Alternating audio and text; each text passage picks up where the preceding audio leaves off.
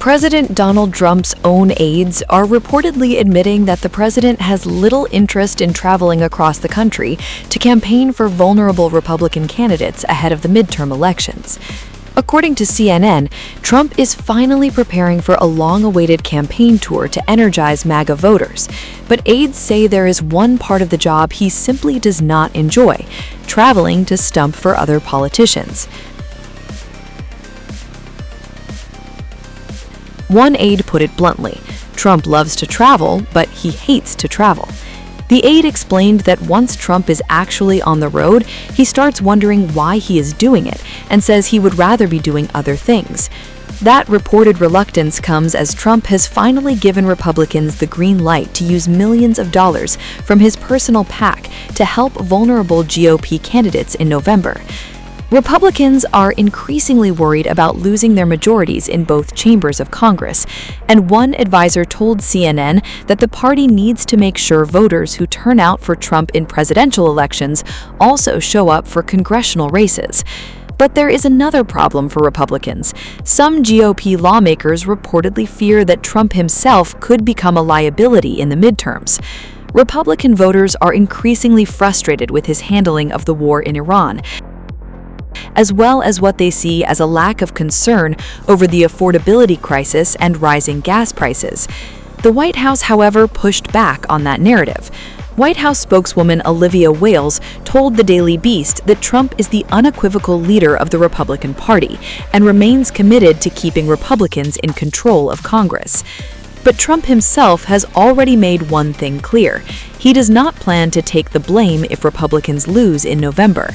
Speaking to Punchbowl News, Trump questioned whether Republican voters would actually turn out, and when asked about voters being angry, Trump offered his own assessment: "They're angry at Republicans, but they're not angry at me." And Trump has already started making appearances aimed at helping his party. On Friday, he spoke at a rally in Long Island, New York, hoping to boost Republican candidates ahead of the elections. But during that law and order rally with New York police officers, Trump once again went off on a very different tangent. Instead of focusing on domestic policy, the president repeatedly talked about the young, beautiful girls he says he sees at the White House.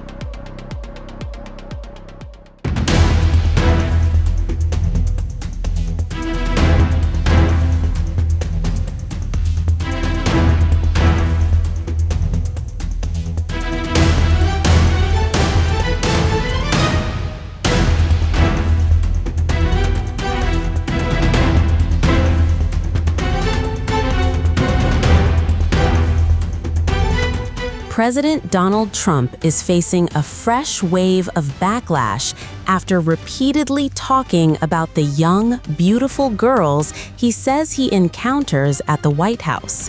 The 80-year-old president made the comments during a Law and Order event with New York police officers while defending his administration's federal takeover of law enforcement in Washington, D.C. Trump began by repeating his claim that the nation's capital was once one of the most dangerous cities in the country before he stepped in last year, despite violent crime having fallen to a 30-year low. But his speech soon took a bizarre turn. Trump started describing the young, beautiful girls he says come into the White House, repeating the phrase several times as he spoke to an audience made up largely of male police officers, along with Attorney General Todd Blanche and FBI Director Kash Patel. He went on to claim that these women approach him to thank him for making Washington safer. 2% of the people create 91% of the crime. I love that stat because we can handle 2% of the people. If it was 60% of the people, we got problems. It's 2%. They're repeat criminals, sometimes 3-4 times a day with this cashless bail stuff. They repeat, they go into court, the judge says, "Oh, you can go," and they go out and create another crime. But think of it, 2% create 91% of the crime, and that's something we handled very well. We moved out in Washington almost 5,000, in many cases, career criminals. They're not there anymore. And every day I come to the White House, people are thanking me. "Thank you, sir. Thank you. Thank you, sir."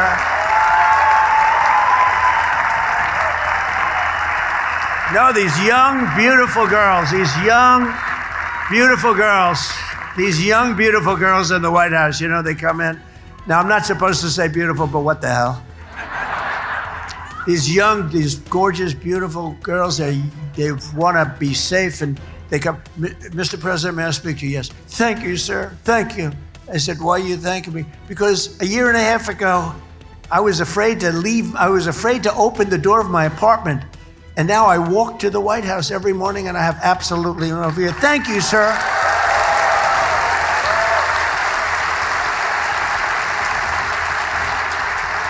Now I get it all the time. Men, women, older men, younger men, and older women and younger women, they're all saying thank you, and I know exactly what they mean. We lived in a hellhole.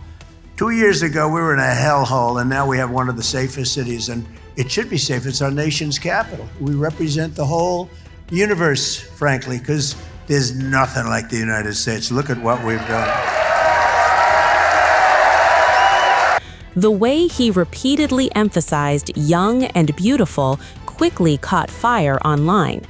One critic said the comments gave off major pedophile vibes, arguing that Trump's way of talking about young women felt deeply creepy and unsettling, especially given his history.